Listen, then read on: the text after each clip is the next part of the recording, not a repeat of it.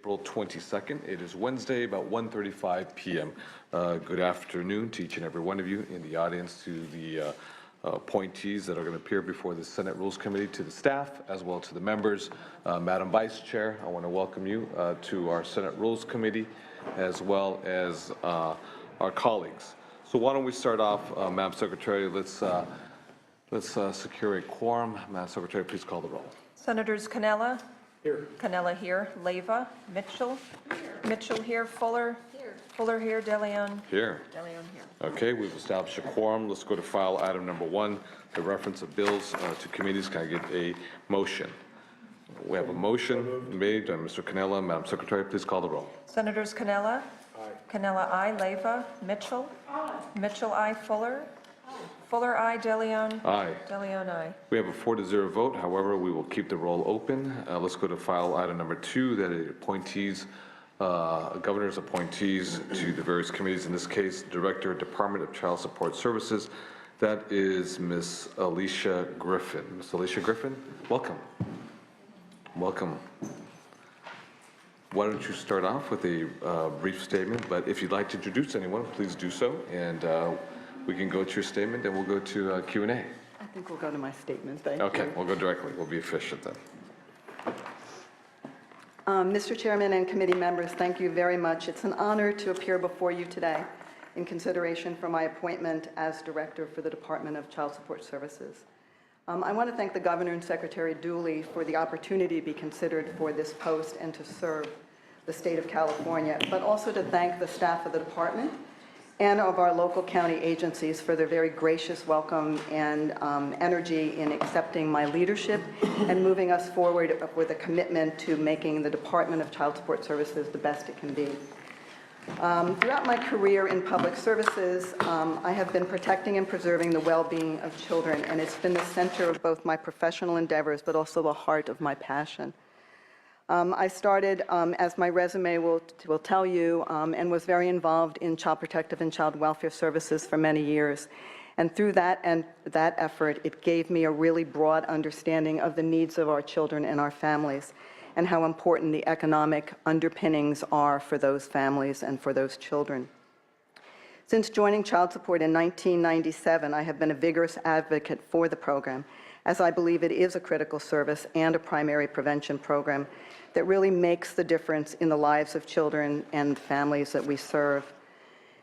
I would tell you that as DCS Director, my vision and my goals are pretty straightforward: to make DCSS a viable resource that operates with a clear understanding of how important that critical economic stability is for every family that we serve, considering both the payor and the payee in our processes.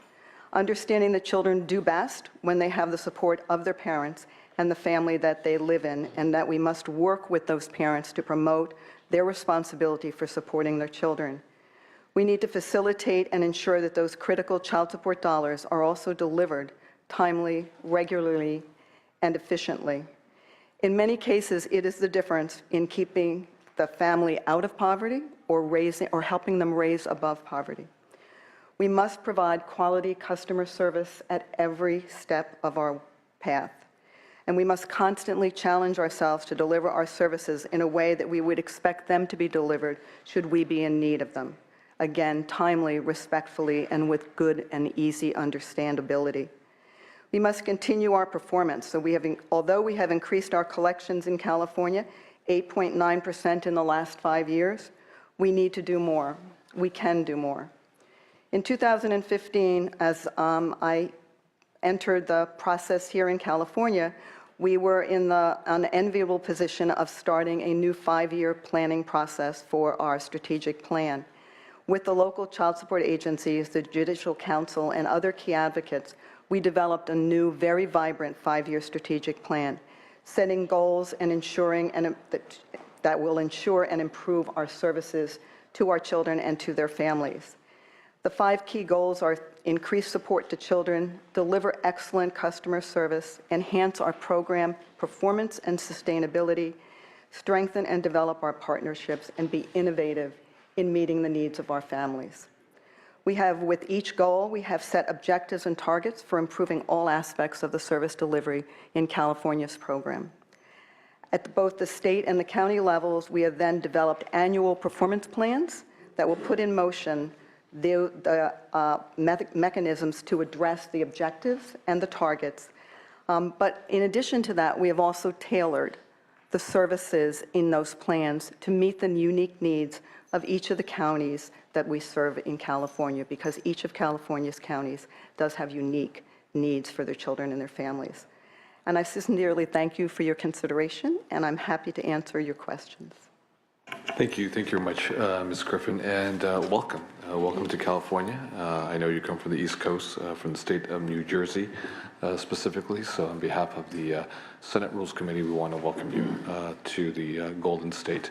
So we're going to open up for questions and commentaries from the members of the Rules Committee. Why don't we start with Senator Mitchell?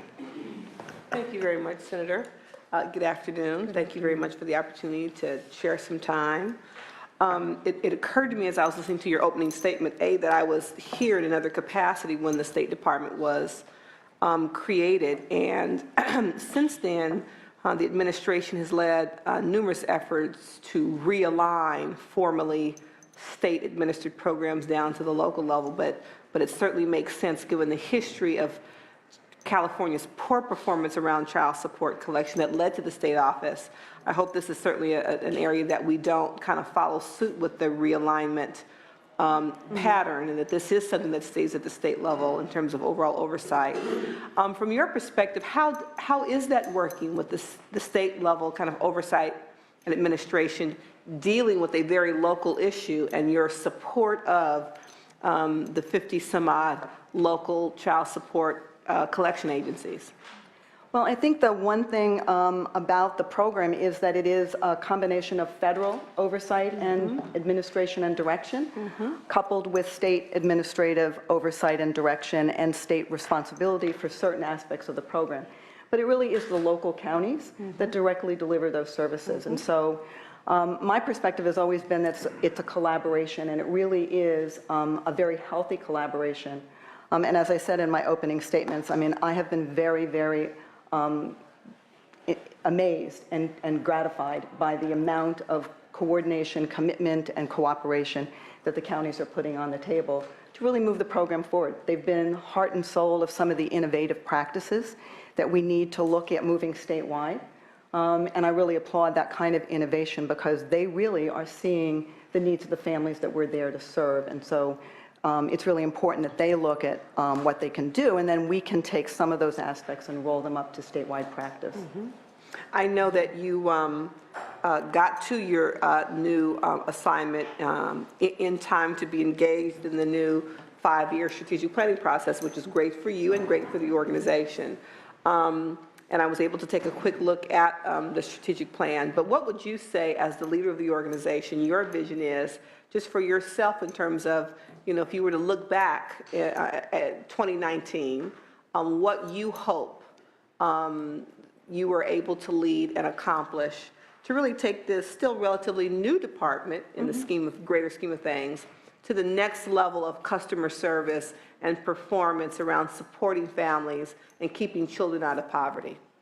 Well, I really hope that we could move our reliability of child support payment forward. One of the critical, we have 5 performance measures that the federal government, tracks us on, along with every other state.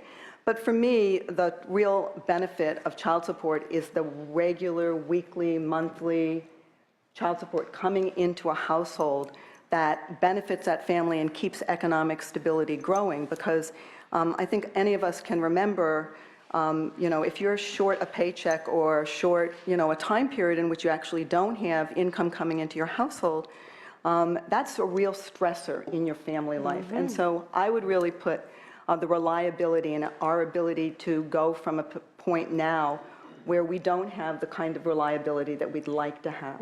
We think that we can do better. We've set some goals, as I said earlier before, to move that target up each year by 2%, so that we can increase the number of cases and families that are receiving all the child support they're due, and that child support on a regular basis. So I would look to that, and also having the reputation throughout the state that we are a customer-friendly and a supportive group, and that we're not about penalizing or being punitive to individuals because they are both parents in the family. That has a quality issue for me about the way we speak to children about parents, whether they're in one household or multiple households or in the same county or state. We need to support the fact that children do better with the influence of both of their parents and their family. But we need to really make sure that we're only using those punitive, punishing kinds of techniques that we do have in our toolkits when they're really appropriate and when they're really necessary. And just finally, Mr. Pro Tem, I appreciated the commitment to streamlining kind of your services and the ideas around innovation around, computer access, and the example you cited, if you could share again with regard to expanding really access to one's ability to pay their child support payment and expanding opportunities, particularly for the unbanked community. So could you talk about that just very briefly? Sure. And that's one of our several new initiatives to really do just that, to understand that the way we're all working and living is very different than perhaps what we were doing 20 years ago. So we recently went through a process. One of our counties agreed to pilot MoneyGram as a source of paying, which really broadened the ability for people to make their payments 24/7 anywhere in the country. Actually, even internationally, there is some access to MoneyGram. So we broadened the ability for individuals to make the payments through MoneyGram at any time they felt that they needed to. And what we found was that after the 6-month trial in Contra Costa County, we actually ended up rolling it out statewide. Again, innovation at the local level, being piloted and expanded out to the statewide initiative. And since January, when we began the statewide rollout, we have collected $1.1 million through MoneyGram sources. So part of that is a shift in payment sources from one party, one type of paying, either through money orders or having to drive into a local office for the unbanked. And some of it is very much new money coming to the table because it's easier. If I can't make that payment and I have to drive to the office, but I'm not going to get there by 6, well, maybe I'm not going to get there tomorrow or maybe the next week. So we haven't made it necessarily easy. This process makes it really easy for them to make those payments, and we've gotten very, very good positive feedback from our paying customers, that it's really a service that's benefited them greatly. Thank you. Great, thank you. Ms. Griffin, where were you when I needed you as a child? Yeah. Mr. Cannella. Thank you, Senator. We've had a discussion in my office, and I was very impressed with your qualifications. I was initially concerned that we were bringing someone out of New Jersey to run the state organization. For the record, that's always a red flag, in the city. Understood, Yes. Understood. I do have a son here and a daughter-in-law and a granddaughter. My whole family is in New Jersey, so that's not necessarily a setback for you. But I was concerned. It's nice to kind of grow our own within the organization, but talking to you and doing research afterwards, I think you're probably the best in the business. So I think we're very fortunate to have you here. Thank you. I expressed some of the concerns with the department, and we rank fairly low with some of the collections, and obviously these are the most vulnerable of our society, and so we've got to do all we can to make sure we're getting those collections. And through our discussion, I believe that you're doing all you can to increase those collections and train the different organizations. It's a tough organization when you've got the federal government kind of watching the state organization and the state watching the counties. So there's a lot of layers, and it's tough just to work within our own government structure. So I appreciate what you're doing, and I think we've still got a lot of work to do to make sure that the most needy in our community get the resources that they're due. So I look forward to supporting you today, so thank you. Thank you. Thank you, Mr. Cannella. Ms. Leyva. Thank you, Mr. Pro Tem. Good afternoon, Ms. Griffin. Good afternoon. It was really nice meeting with you, and I, too, agree with Senator Cannella. We couldn't ask for a better person to do this job. You bring a wealth of experience, and I know you shared it here, but I also just really love what you're doing with the MoneyGram and making it easier for folks, non-banked folks, to pay their child support. There was one question I was going to ask you, and I did not ask, and it is about collection rates.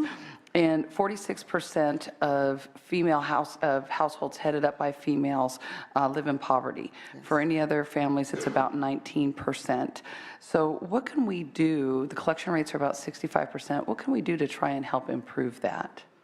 I think a couple of things that we're really focused on is, and it goes back to some of the things I said in my opening statement, but really trying to recognize the fact that if we can get parents to work together, what we do see is in those cases where we're doing agreed upon orders, consent orders as they're called, and we get both parties to the table, we actually are seeing that the payments are more regular and more timely in every case, and that our collections are higher in those categories. Because I think what you do is you then have a commitment between the parties. We've worked it out. But that takes some effort. It's a change in the way we have been doing business. So we've been working very closely and doing a lot of training with our staff in terms of, learning that new skill of being a collaborative negotiator and sitting down with parents and coming to some agreement around that. And then that can be captured in an order that can be enforced. But it's really important to help folks understand. And I think sometimes there's been a long-standing avoidance of the child support program by our payers. They feel that our orders are set too high, and sometimes we don't take that into consideration. So we're trying to do better with that. I think this year we're focused on the fact that the guidelines are up and due. So maybe there are some efforts we can make with our partners at the judiciary to really relook at the guidelines, particularly with changes now in part-time employment or multiple part-time employments. How can we do better to really make that an easier process? And I think if we do that, then more people will feel that it's not a punitive organization and that we can really help them make their commitments to their kids. Well, that sounds great, and it brings up another point that I thought was really terrific when you talked about making sure that the parent that the child doesn't primarily reside with isn't made to pay so much that they then live in poverty, because that doesn't help the child either. So thank you very much. You're very welcome. Thank you, Senator Leyva. Madam Vice Chair.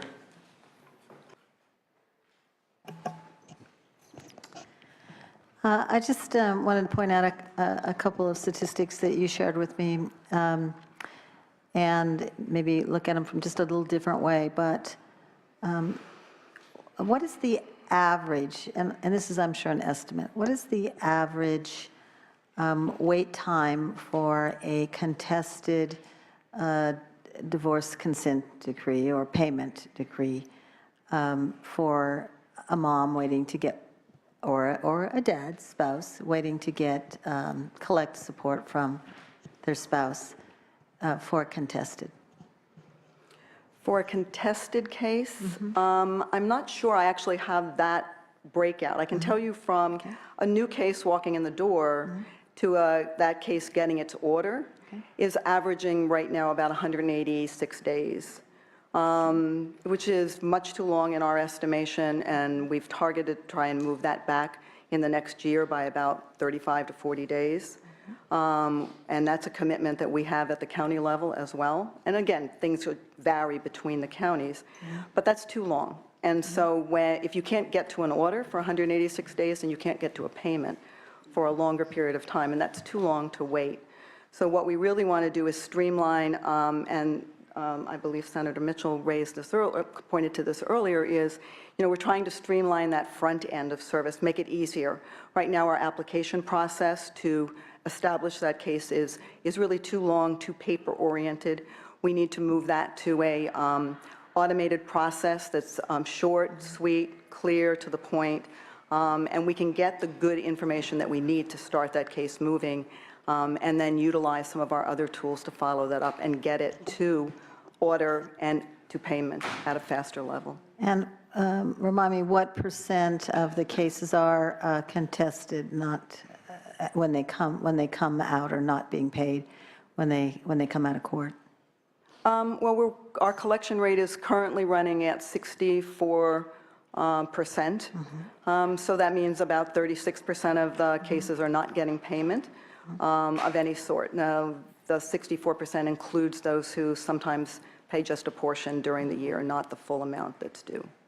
So the 36% that are contested, probably the average number of days for those are much longer than 164, if you... Correct. Correct. That would be. So maybe 36%, let's say it was double, or that's probably high, but let's say it was. Then those parents are receiving some combination of TANF for aid to families during that time because they're not receiving their support check. Correct. Okay. So I'd first like to commend you on your goal to shorten that time for two reasons. One, it's better for parents to have an agreement and go forward working together to support their child. And I know that you're a big advocate of that. And the shorter we can make that time, the better it is for the child. But also, as a government, we could save a significant amount of TANF monies that are being paid out during that consent period that's not really doing anybody any good. So I'm hoping that you will continue with the goal of shortening the collaboration time and recommending tools to us and to your staff that can get you to that place, because even if you have to retool a bit, the money that we would save in TANF and the better support for our families and children and the better system we would have of building the culture of responsibility could be enhanced. Thank you. Thank you. Thank you very much, Madam Vice Chair. Ms. Griffin, reviewing your questions and answers, very impressive. I've listened to the questions as well as the answers, and obviously with Senator Holly Mitchell, it's almost a prerequisite, especially in this space, to get her pre-approval, and that's what I'm kind of sensing and hearing, in this space right here. So,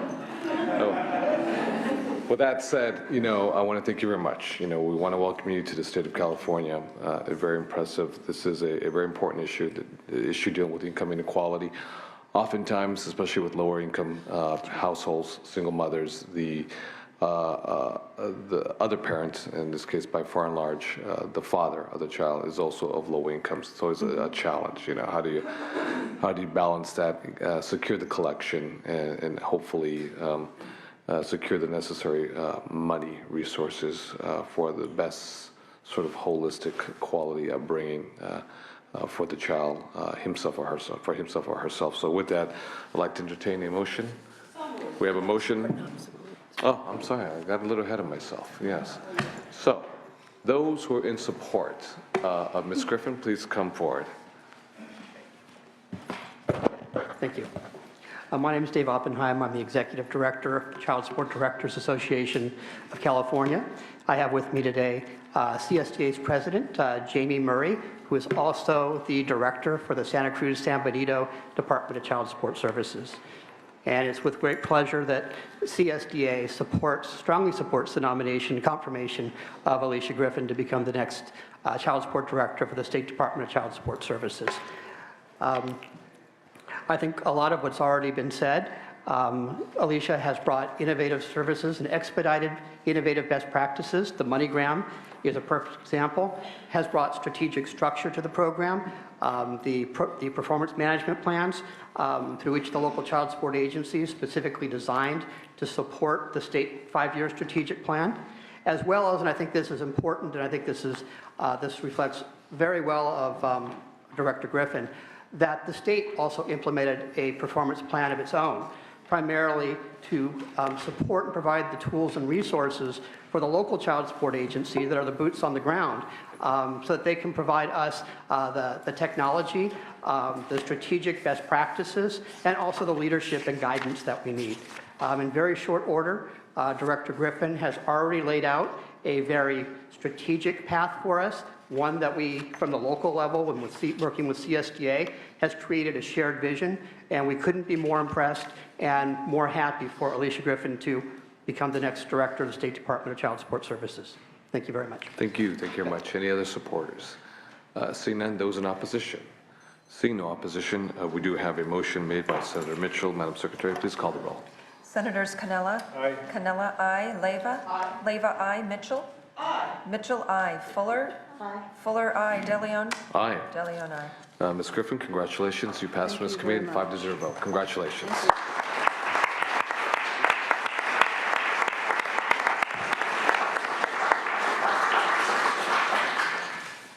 Madam Secretary, before we go to 2B, let's lift the call for file item number 1. Senator Leyva, on the reference of bills? Aye. Leyva, aye. Okay, we'll close that out on a 5-0 vote. Next before us is Ms. Arlene Shimasu. Ms. Arlene Shimasu is before us.